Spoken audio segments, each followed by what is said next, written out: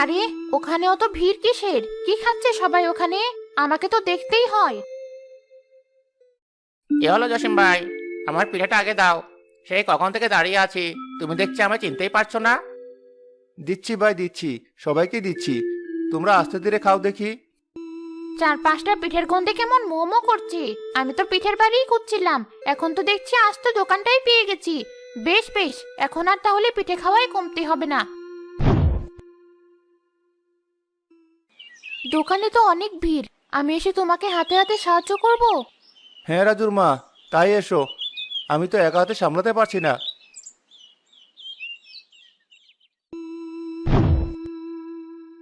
এই সুযোগটাই তো চাচ্ছিলাম, এবার কাজে লেগে পড়ি। হি হি হি হি হি।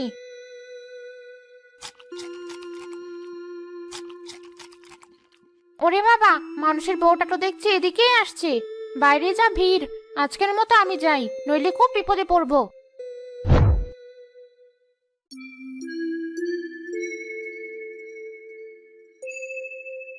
আরে, পিঠা এমন কম কম মনে হচ্ছে কেন? না না, কম হবে কি করে? এখানে তো আর কেউ আসতে পারে না, আমারই মনের ভুল।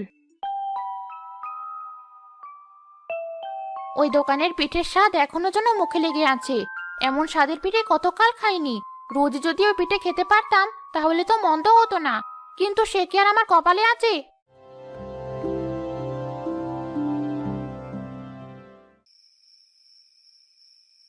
বুঝলে রাজুর মা, আজকের হিসাবটা ঠিক মেলাতে পারছি না।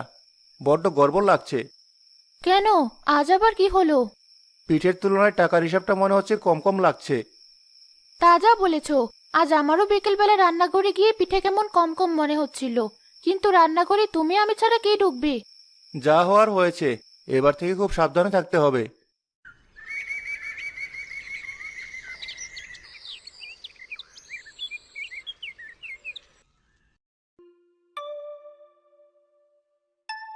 না না, আজ আর আমি কোথাও যাচ্ছি না, আমি এই দোকানেই থাকবো। সুযোগ পেলেই রান্নাঘরে গিয়ে পিঠে চাখবো। হি হি হি হি।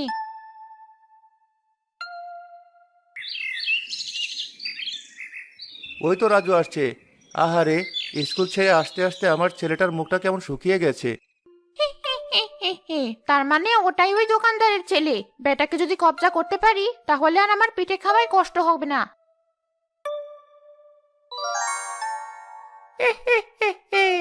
এবার বুঝবি আসল মজা।